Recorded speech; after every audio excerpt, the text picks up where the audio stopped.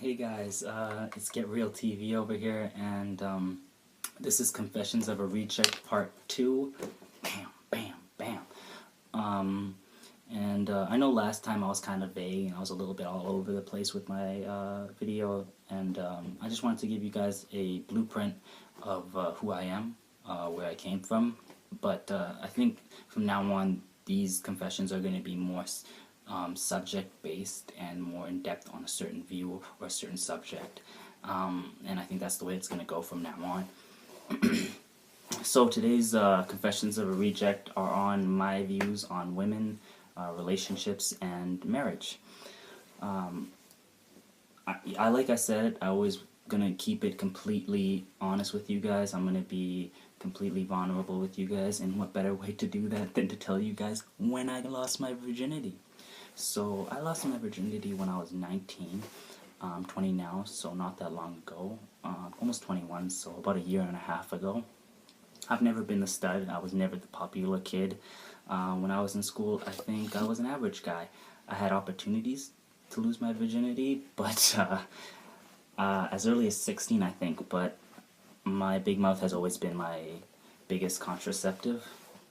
Just speaking facts here. I've been in only 2 real relationships, and I ended them both. Not for any other reason than I knew I didn't understand how to take care of a girl, how to properly be vulnerable and be real with my emotions. To give you guys an example of that, when my girl told me for the first time that she loved me, I replied, "Fuck off." I told her to fuck off. I just couldn't go there. I couldn't allow myself to go there and be vulnerable. I think a lot of us men have an irrational fear of an irrational, not fear, but distrust of women. I grew up watching the big homies treat women pretty badly, but they flock towards them, and for money, status, I don't know, maybe to feel a little bit of danger. I really don't. I couldn't tell you guys. I never understood that. Women in my neighborhood really were objects. I know that sounds really bad to say, but they really were, because like an object, the only way to get them was to pay for them. You had to, and it didn't really matter how you treated them. It didn't matter to the guy or the girl how you treated them, as long as you were giving them stuff. And that's how I grew up watching relationships be. It was always about materialistic things. Funny story, when I was between the ages of 10 and 13, I actually believed fervently that 50 Cent was my father. I know, it's crazy. The story was that, like, back when I was 10 years old, I was watching a show in the living room with my mother, and it was like an MTV music video or something like that. It was a music video, and I kept asking my mom, because I had been bugging her for weeks on weeks, and I was like, "Where's my father? Where's my father? Where's my father?" And I remember she pointed at the camera, the TV, I mean, and she just said, "There he is." And my mind was blown. I actually believed that shit, my dumbass. So I looked up to him, and when I saw how his wife was treating him, how constantly trying to take his money and turn his son against him, that affected me. His songs were reinforced the idea: money over bitches, don't love these hoes. These phrases had always been in my neighborhood, around my neighborhood, even written on the walls. But now I had a successful role model telling me the same, and that's when I started to hate women. I was looking through hate-filled goggles. It wasn't really like a conscious hate, but when a girl smiled at me, I knew she was trying to manipulate me. When a girl dressed well, I knew she was an attention whore. Don't get me wrong, there are women like that, but, trifling women who are skin-deep, materialistic, vindictive, but to me, all of them were, and I prejudged, and I didn't give them this chance to prove me wrong. I don't think I'm the only man whose trust in women has been shaken. Groups like MGTOW are in some ways a product of that. Not that they don't make valid points, they obviously do, and I'm going to go into that in a minute. But just men no longer see marriage, and this comes from a Pew Research poll. I was doing some research on this, and it's men no longer see marriage, and I quote from a Pew, as being as important as they did even 15 years ago. According to Pew Research, the share of women aged 18 to 13 that say having a successful marriage is one of the most important things in their lives rose 9 percentage points since 1997, from 28% to 37%. For men, though, the opposite occurred. The share of voicing this opinion dropped from 35% to 29%. I think Dr. Helen Smith, and I have to give her credit because I think she nailed it on the head, gave some great points to why that happens, and I'd like to go over a couple of them. The first one would be, you'll lose respect. A couple of generations ago, a man wasn't considered fully adult until he was married with kids, right? Now, whenever you guys watch on the shows and stuff like that, and the TV, and the mainstream view of men or fathers is kind of a dopey, dumb, kind of chubby, kind of unathletic kind of guy walking around with diapers, and he just really doesn't know anything, and the mother knows everything, and it's just changed. It was no longer a role model, a man that you could trust. It was like just a kind of someone to hold the mother's purse. You'll lose out on sex. This is a known one.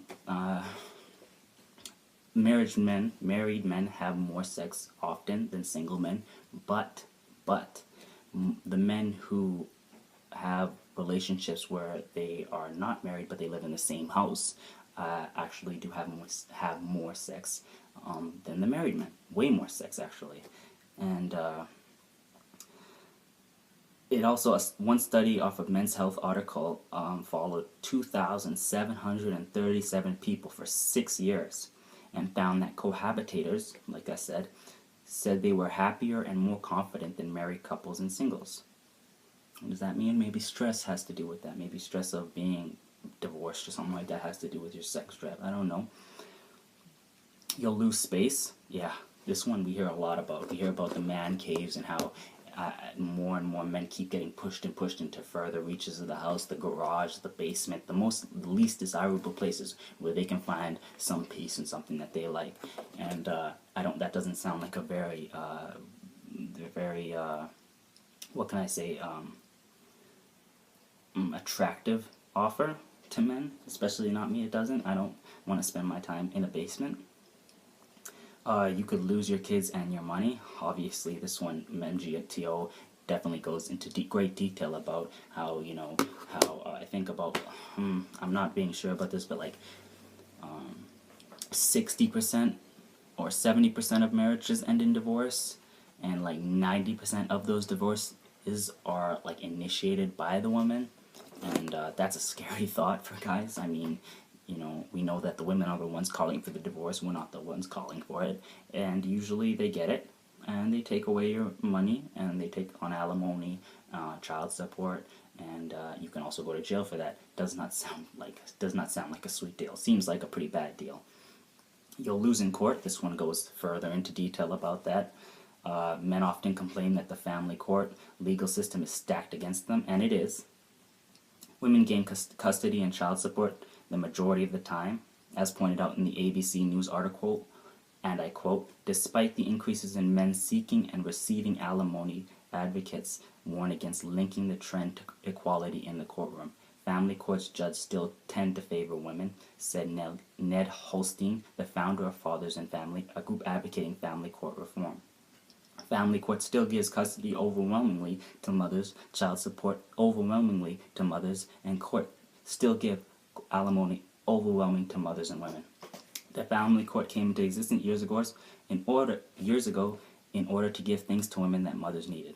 That times have changed, and the court have not. The times have changed in the court.